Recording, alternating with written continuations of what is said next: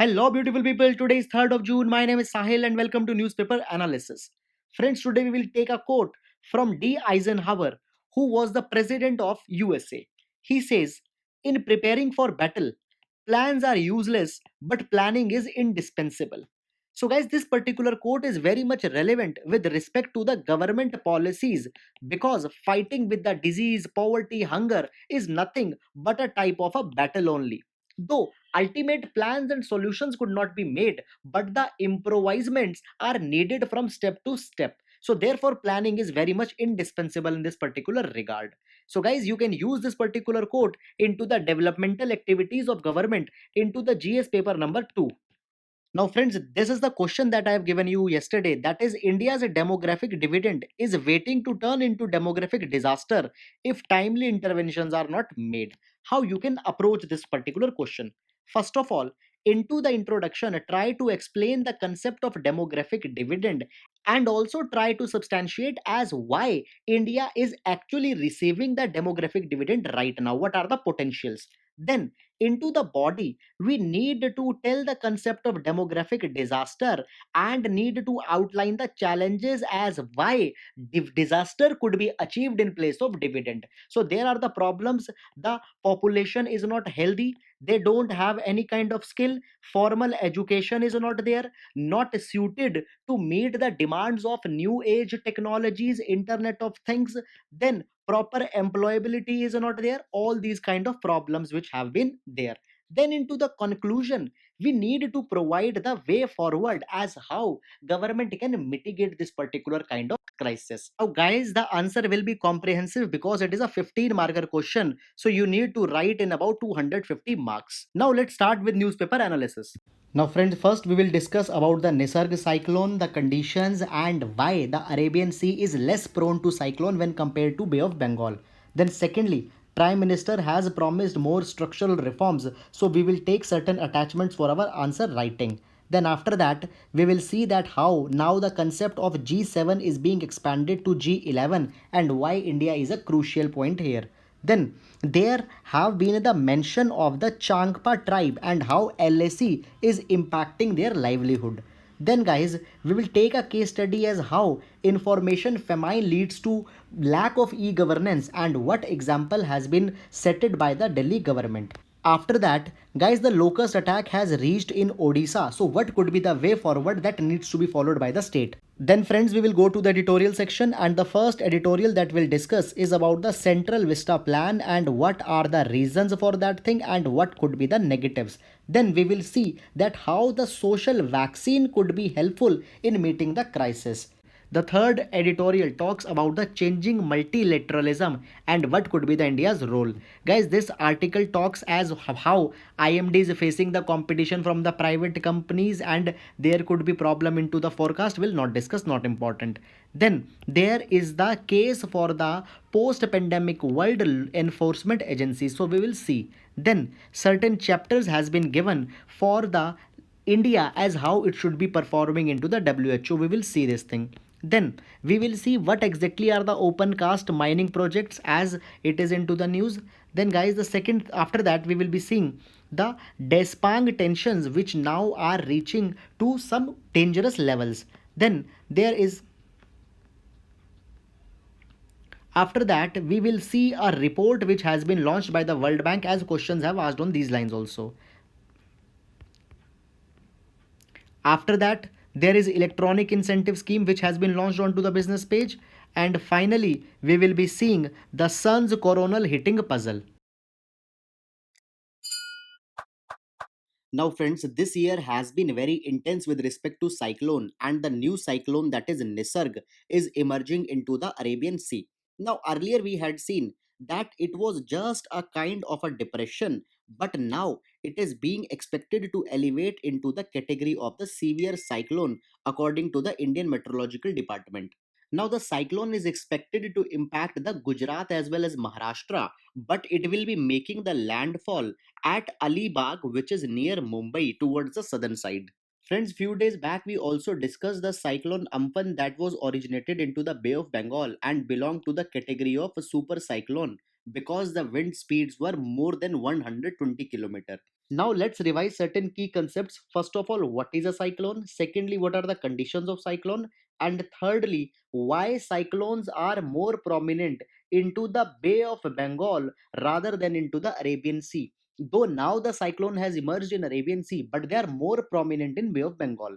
First of all, broadly, there are two types of cyclone. One are formed into the temperate region, they are called as a temperate cyclone. Other formed into the tropical region, they are called as a tropical cyclone. Today we are discussing about the tropical cyclone.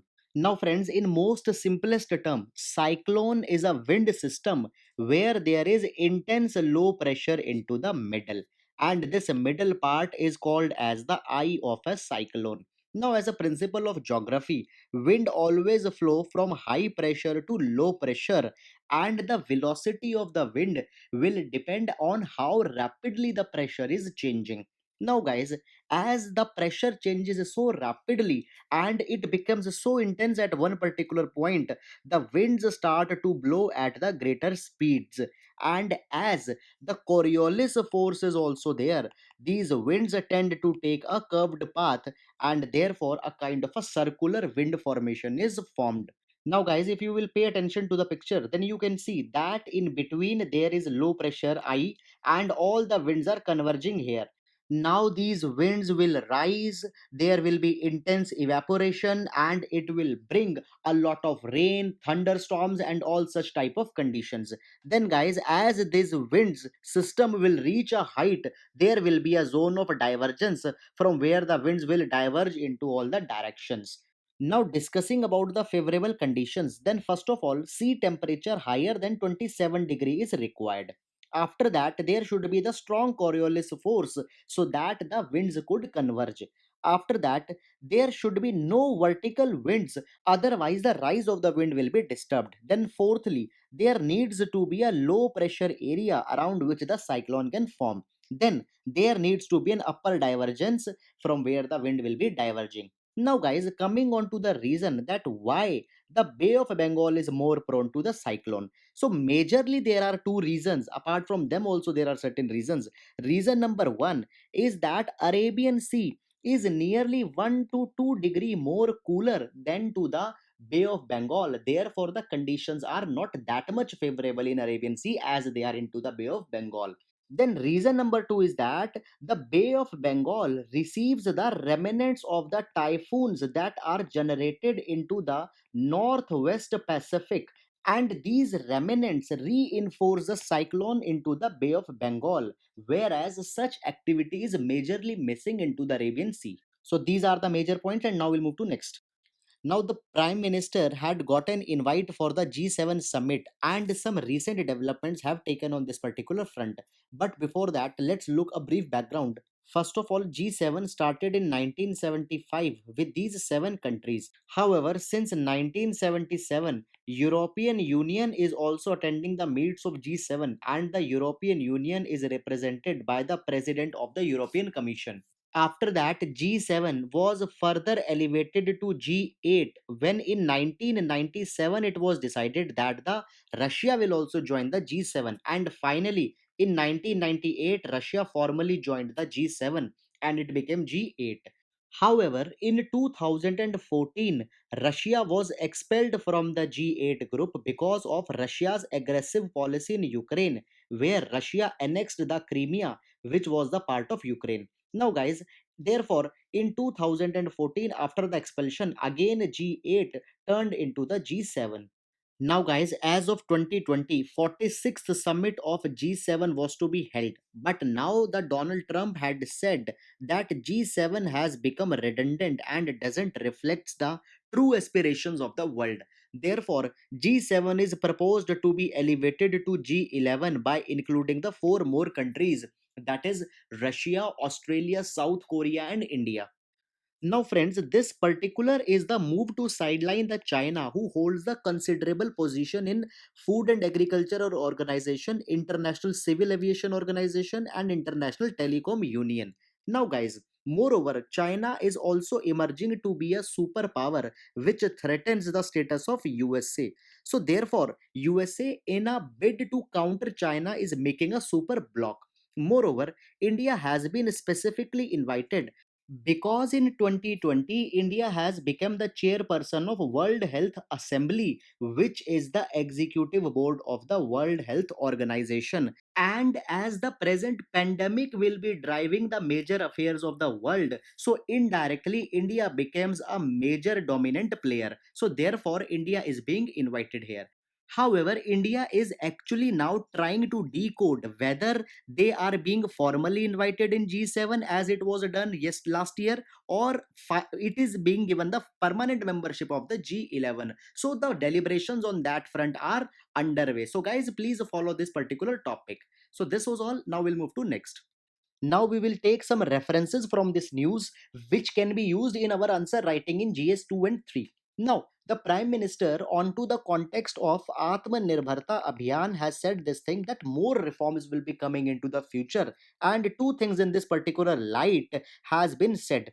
First of all, build consensus, develop concepts, think big. So this is an indication towards the industries that now the time for Make in India 2.0 has really come and we need to respond in that particular regard. Secondly, it is a self-reliant but fully integrated India. Now, this particular thing becomes very much important because globalization is the trend now, and our Atmanirbharta Abhiyan should not be thought as anti-globalization. We just mean by self-reliant that there will be non-dependence into the strategic areas, but still India will be fully integrated with the outside world. So friends, please use these references into your GS answers. It will give much value addition. Now we'll move to next. Now, in this particular news, we'll see certain facts important for our prelims. Now, as it is evident that China is intruding into the region of LAC, it had maintained stronghold into certain locations, that is Korzok, Chusul, Demchok, and Chumar. Now, this particular region is very much important for the Changpa community who harbors the Pashmina goat or the Kashmiri goat. Now, friends, into this region, there are the pastures or the green grasses on which these goat depends for their primary diet, and in the absence of these pastures, large number of pashmina goats are now dying. Now these pashmina goats generate a very fine quality of fleece by which the famous pashmina shawls are made, which have also been given the GI tag by the GI Tag Act of 1999. So here you can see that apart from being the strategic angle, it is also having the implication onto the livelihood of the people. So it is also turning into a humanitarian concern also. So that's all. Now we'll move to next. Now friends, this particular news we will use as a reference in our GS paper number 2 e-governance related answers. See, one of the most important problem of governance is the information famine due to which the citizens suffer. And the kind of same thing was happening as citizens were not able to find the vacant beds into the hospitals, and hospitals were turning them off, due to which many people lost their lives also. But now the app has been made available and it shows that how many beds are available in which hospital, and despite of availability, if any hospital denies the bed, then the action can be taken by the authorities on that regard also. So this is a good example of using technology to alleviate the pain of the people. So that's all. Now we'll move to next. Now here you can see that the locust have finally reached the Odisha also. So it shows that how much rampant is the fear of the locust. So in this particular regard, urgent actions are needed by the authorities. First of all, there needs to be the strict vigilance by the authorities so that the preemptive actions can be taken. Then there needs to be the spraying of a malathion, which is an insecticide which kills the locust. However, if possible, then apart from malathion, the biopesticides should also be used, which have an impact on the locust but are not harmful for the ecology. Now, in this particular regard, the unmanned aerial vehicles and drones could be utilized effectively, as now this year the locusts are flying at the considerable heights. Therefore, ground vehicle mounted cannons are not that much effective. Moreover, guys, with respect to the detailed roadmap, we have covered it in one video also. You can refer to that also. And now we'll move to next. Now, friends, we are into the editorial section, and the first editorial talks about the Central Vista plan, which has been unveiled by the central government.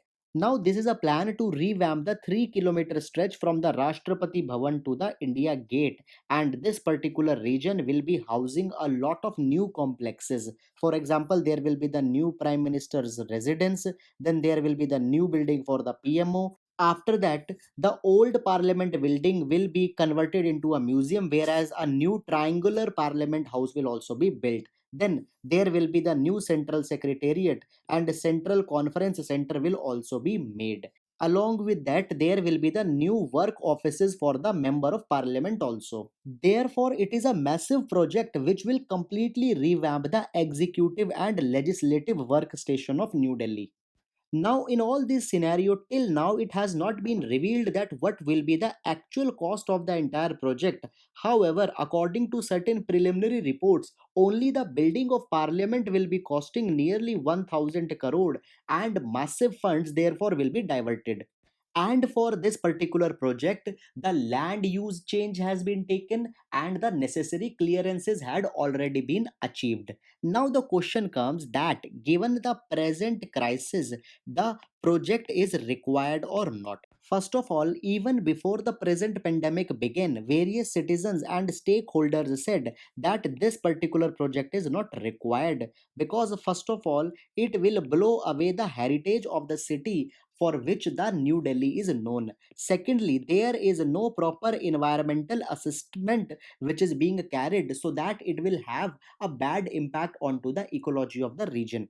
Thirdly, guys, the region or the patch between the new Rashtrapati Bhavan and India Gate is a recreation zone for the Delhi, which is anyhow starved of the land. So it will be taking the right of the citizens to have a recreational land.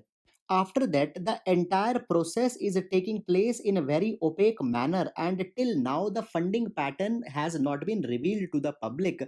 And finally, a question is being asked that why funding is being devoted to the Central Vista when there are other needy projects. And the issue of funding becomes even more important due to the present pandemic that India is facing. However, government has its own reason in order to pave way for the central vista. First of all, according to government, the parliament buildings and many other buildings have outdated and they don't meet the requirements of the structural design from the point of view of safety. Secondly, right now there are not adequate work offices for the MPs, due to which they are not able to do the quality research. And the third reason is that now the delimitation commission will finally be increasing the seats in 2026, as for last 50 years the seats have not been revised. So in that capacity, more seating space is needed for the new MPs. Therefore, we need a new premises.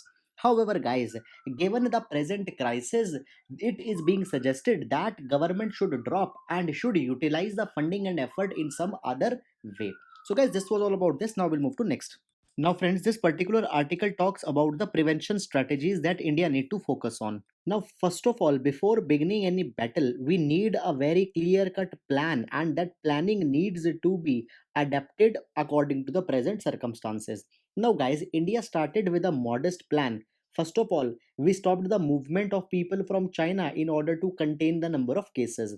Then the lockdown was announced and the rampant testing via RT-PCR was carried. So this is good, but India had lagged on certain regards. First of all, we lagged onto the social vaccine, and secondly, alternative testing mechanisms was also not that much focused on. Now, one by one, we'll discuss both. Now, guys, social vaccine means bringing the behavioral change into the people, giving them such kind of attitudinal knowledge that by themselves they start practicing those kind of behaviors by which the prevention can be made.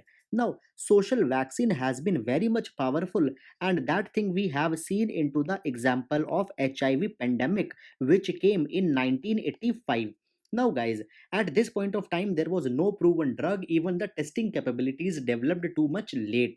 But by sensitizing people as why the necessity of being faithful to one sexual partner is needed and why there is need to maintain the hygiene, proper distancing, and all that kind of thing, the prevalence of the HIV reduced considerably. Moreover, in this particular direction, the countries such as Thailand used humor to discuss the issues relating to the safe sex.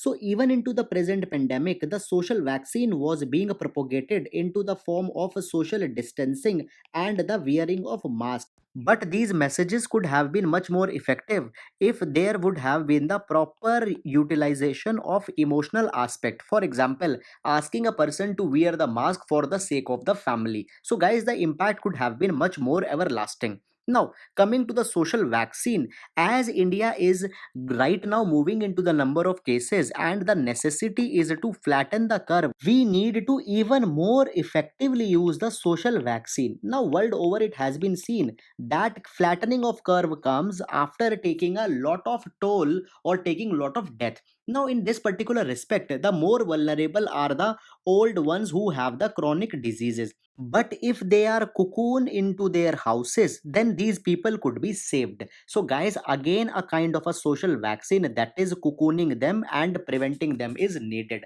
So it will again need the utilization of emotion along with giving the information to the people. So guys, already as I told you that we had seen the impact of social vaccine into the HIV AIDS, still the considerable gains can be reached here also.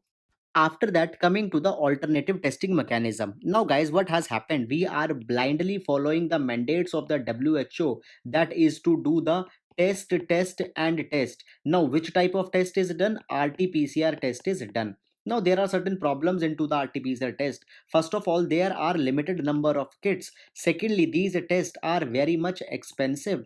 Due to this thing, government is still now had only able to cover a fraction of Indian population, and this is will not be the serving good into the long term. Now guys, there could have been the other alternative strategies also. For example, checking the people with the symptoms of influenza like infections, or if they are having some problem into the chest or into the breathing. So guys, a normal test would have also been revealed that these people are at some risks and some pattern with respect to the treatment could have been made. But what we are doing, we are solely relied on to the RT-PCR test and ignoring all these kind of things. Moreover, along with the normal lab test, if somebody is facing much more problem into the breathing and respiratory kind of things, then the X-ray of the chest along with the CT scan could have been taken to identify whether the person is suffering with the pneumonia or not. And if yes, then it could have been shifted to the specialized treatment facility. But these things have not been that much focused.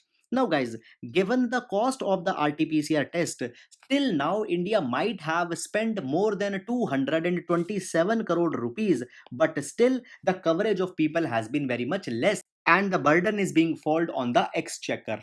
Now, guys, again coming to the example of AIDS, when the epidemic was spreading in 1985, WHO suggested the conduction of the syndromic diagnosis, but India did not only limit it to that but carried the safe blood transfusion practices, made lab testing mandatory, and other such kind of efforts were taken. And along with the main diagnosis, these things gave much of result, which is largely missing now.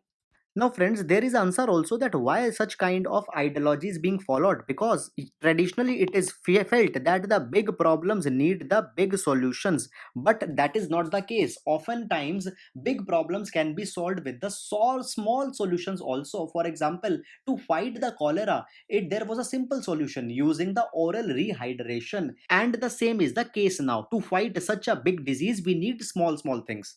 And now finally a question comes that what should be done in this particular regard. So we need to have the COVID-19 committees at every district level, which will have the stakeholders from the NGO, civil administration, health department, government, corporates, educational institutes, and they should collectively find the preventive strategies, locally relevant solutions as how small things could be done to prevent the crisis. So guys, the social vaccine holds a great promise here and we should not forget it. So friends, this was all about this article. Now we'll move to next. Now friends, this article talks as how into the new emerging world order, India should play an important role. Now friends, if we see the present times, then there are certain very dominant themes. First of all, starting from 2020, the India will be holding the position of chairman at the World Health Assembly, which is the executive wing of the WHO. So here, India will be leading the major world affairs. Then in 2021, India will be getting a non-permanent seat in UNSC, will be hosting the BRICS summit and will be hosting the G20 summit into the 2022. So into the major segments of the world politics, India will be having the considerable say.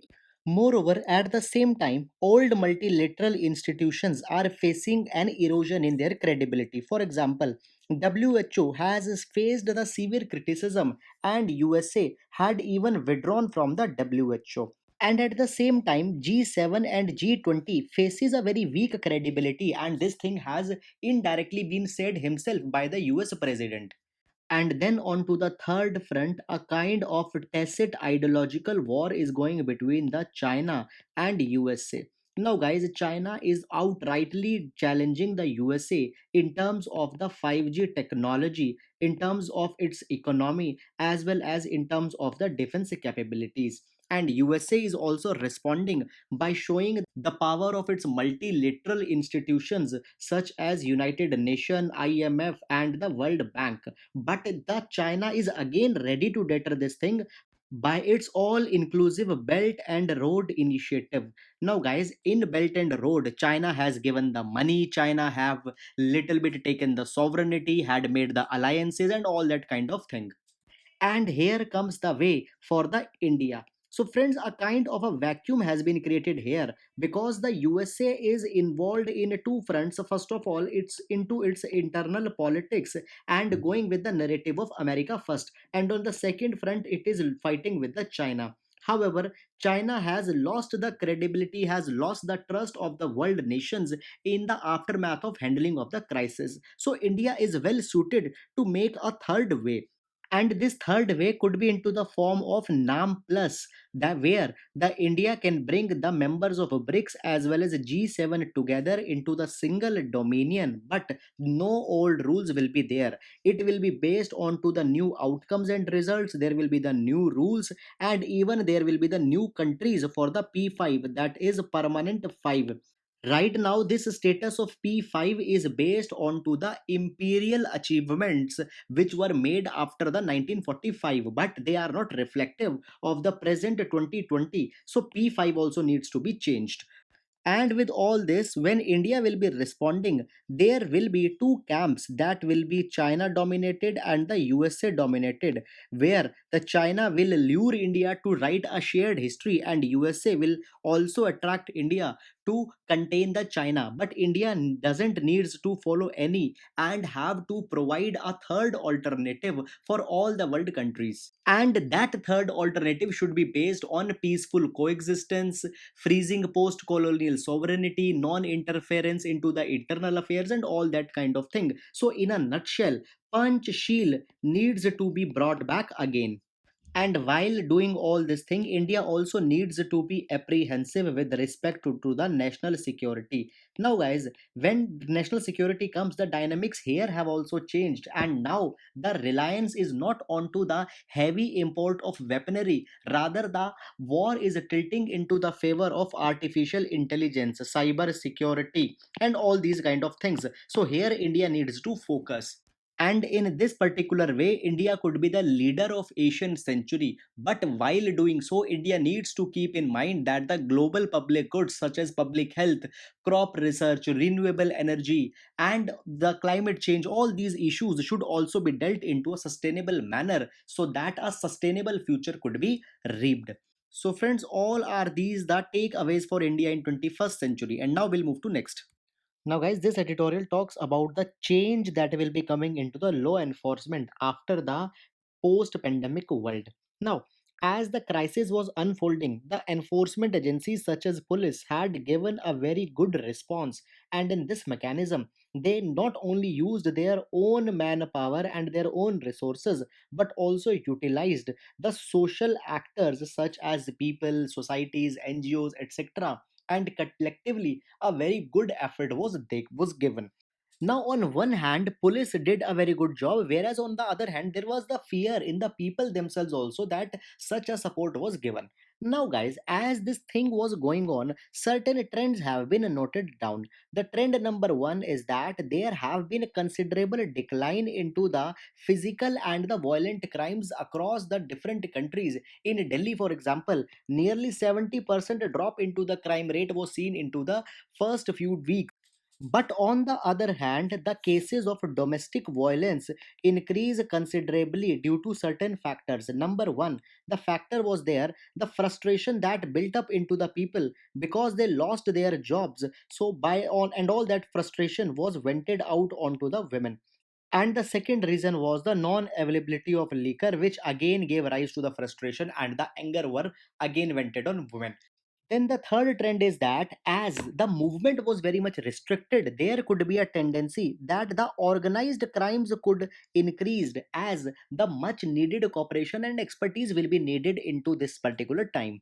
Then there would have also been a increase into the cyber crime because now people who are not usually connected to the internet, they are spending much more time. Moreover, onto the pretext of helping the sufferers, various fake agencies have been sprouted up who are asking money from the people and are trapping them. Then fifthly, there is new ethical dimension which is also coming. For example, the release of a prisoner. Now, certain prisoners are being released onto the pretext of COVID 19 positive testing, but this selective approach will not work. Either the prisons needed to be completely freed, or in house treatment to these people should also be given. So, guys, as the pandemic will not be going anytime soon, answer to all these things and the sustainable solution into the times to come will be needed. So, guys, this could be an alternative thing that we will be seeing into the times to come. So that's all. Now we'll move to next. Now, guys, this particular article talks as what should be the India's strategy at WHO because now India had become the chairperson of the executive board which will be implementing the decisions of the World Health Assembly. So here the five lessons are given for the India's role in this regard. The first thing India should focus is on to the prevention of the epidemic, and at the same time the cause for the origin should also needed to be identified. Though the virus came from the Wuhan, but from how, from animal it jumped to the man, that thing is needed to be seen. However, after that, impartially, India needs to review the WHO leadership and China's containment strategy into the early phases. Moreover, best practices into this regard also needed to be brought out, as well as implementation of international health regulation is being done by the member countries or not, that also needs to be seen. Then we need a new global governance mechanism so that equitable distribution of the drugs and the vaccines can be made into the people as well as country. Moreover, with respect to the patent rights also, this thing needs to be done as how they are being shared equitably into all the countries. Then fourth is that as it is known that the virus originated into the animal, so therefore a permanent global ban on the consumption and trade of wild animals which can have zoonotic diseases is also needed to be taken. And finally, India needs to stay away from the West campaign to give a seat again to the Taiwan into the World Health Assembly. Why? Because it will unnecessarily drag into the political matters, and India should not go into that particular kind of thing. So, friends, these are the five lessons that India needs to keep in mind while it will be chairing the executive board of World Health Organization. So, now we'll move to next. Now, guys, briefly here the open cast mining has been mentioned. So we will see what exactly is this. See, majorly there are two type of mining. One is the open cast mining or the open pit mining, where the upper layer of the rocks is removed and simply by extraction the coal can be removed. Whereas other another is the underground mining, where coal is extracted from the deeper reaches of the earth. Now, guys, usually the open cast mining is relatively cheaper and is done for extracting the less valuable varieties of mineral. But usually the open cast mining is not that much dangerous when compared with the underground mining, because there always happens to be a tendency of a flooding, tremors and all that kind of activity. Now, guys, Talking about the Singareni collieries, it is a joint venture between the government of Telangana as well as government of India. And this particular coal reserve stretches into the Paranhita and Godavari Valley. That's all. Now we'll move to next. Now, friends, here the Depsang tensions have been mentioned, which actually happens to be a very strategic point into the western sector of LAC, that is into the region of Ladakh. Now, guys, if we will see the map of India or Ladakh, then you can find out that the Depsang point is located very much near to the Aksai Chin or the LAC. Now, it happens to be the plain area. So, here the maneuverability of the light weaponry or the vehicles is possible. Therefore, any intrusion into the Depsang will be very costly to India. Now, guys, if we talk little bit about the history of Depsang, then in 1962, the entire Depsang plains were occupied by the People's Liberation Army. And secondly, in 2013 also, the PLA crossed the LAC and pitched the tents into the Depsang plains. However, at that point of time, by two channels, that is by the diplomatic as well as political, the retreat of the Chinese troops was possible. On diplomatic lines, India steadfastly said no negotiation will be done until the status quo will be reached. Moreover, onto the political lines, this thing was made very much clear that the state visit by the Chinese premier will not be possible until the status quo will be reached. The China withdraw back towards the LAC, and the retreating points should be marked very clearly so that into the future also the reference can be given. And now it needs to be seen that how the response into the Depsang Valley will be given. Now, guys, however, India is into much more stronger position into the Depsang due to the deployment of the tank artillery into this particular region. So here, tank regiment was deployed in 2014 and 16. Moreover, guys, if we presently see, then the China and India are face to face into various positions. For example, at the Galwan River Valley, Pangong So Lake, Nakula into the Sikkim, and all these entries we have did into the past. Now, guys, here is a report which has been released by the World Bank, which says that nearly 60 million people could be pushed into poverty into the post pandemic world. Now, first of all, the name of the news report is the Global Economic Prospect. Please keep in mind that it is released by the World Bank, and the World Bank is headquartered into the Washington DC in United States. And in all this respect, particularly the emerging market and developing economies are the most vulnerable. And now, if we see certain policy choices that have been suggested by the World Bank, then they are the greater debt transparency so that the new investments can come into the economies. This thing is very much required right now for the India. Then the advances are needed to be made into the digital economy because internet is the reality for the times to come. And finally, the cash safety nets for the poor will be needed to be expanded so that the poor vulnerable people don't suffer, because these are the people who also happens to be the demographic dividend of an economy.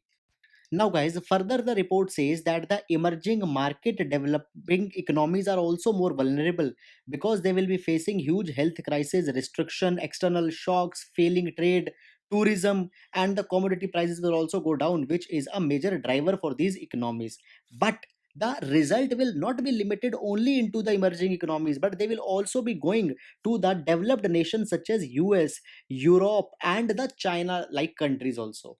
Guys, telling you, China sometimes itself is also called as the part of the EMDE. However, sometimes it is kept aside due to the huge developmental strides that have been made by China. So, guys, just for the reference, you can use this particular thing. And please remember that the Global Economic Prospect Report is released by World Bank. Now we'll move to next. Now, friends, here, in order to boost the electronic sector, incentive schemes have been launched. Now, as we have seen that the government is moving to make the Atmanirbhar Bharat, and in that capacity, having the self-sufficiency in electronics holds the great importance because India is a major importer of electronic items from the countries such as South Korea and China, and majorly from the China. and this particular thing will be directly boosting the Make in India plan of the government of India, where the 25 sectors are to be focused so that they can cumulatively give 25% of GDP contribution. Now, as per the news article, three schemes have been launched. They are the production linked incentive, component manufacturing scheme, modified electronics manufacturing cluster, and the most important one is the production linked incentive. Now, friends, under this particular thing, 10 manufacturers will be selected, 5 global and 5 local, and they will be given incentives on to the basis of the production that they are carrying. Now, the entire thing will be done into the transparent process. Now, if I tell you one fact, then India happens to be the second largest manufacturer of the mobile phone into the last year, and government holds the resolve to leverage this thing further, because even though we are onto the second number, but the gap between first, that is China, and the second is huge. So guys, please remember these schemes and you can use it as a reference in your GS paper number 3 answers. Now we'll move to next. Now guys, here's a small news with respect to the sun's coronal hitting puzzle. However, we'll not go too much into the detail because otherwise it will be too technical. First of all, if I give you the background, then there is a coronal heating puzzle. This puzzle says that though the core is the internal most part of the sun, but the most heated one is the corona, which happens to be outside, and this corona is so much heated than even the photosphere, which is the internal thing. So it defies the logic that why the external part is more heated than the internal. So in this particular thing, solar flare theory was making the rounds. According to this theory, it is said that the solar flares are released from the sun, and these solar flares convert the magnetic energy of sun also into the heat, and therefore resultant heat increases at the outside. But this particular thing was not being able to be proved. So guys, now in India, the scientists at the National Center for Radio Astrophysics have proved these solar flare theory, as they have found the evidences of the nano flares. And on the basis of this particular data, the long pending controversy or the coronal heating puzzle could be solved. So guys, that's all about this issue, and now we'll go to the question section. Now, friends, try to pause your screens and try to answer the question. First of all, is who approves the minimum support price? You have four options, answer them. Now, guys, the question on tribes are very much prominent. So, we have given a question onto the brute tribes. Try to identify the right answer. And now, in the question number 3, you need to identify the right statement with respect to the Pradhan Mantri San Nidhi scheme. And fourth question is with respect to the National Payment Corporation of India. On NPCI, earlier question have also asked into the prelims. So try to identify the correct statement here. Now guys, we are into the mains question. Today's question is little bit philosophical into the context of international relation. Please try to write it. The question is, if Asian century is a reality, regional cooperation is the means and multilateralism is the end in the changing international dynamics. You need to comment on this. Guys, there could be some problems, but please try to attempt.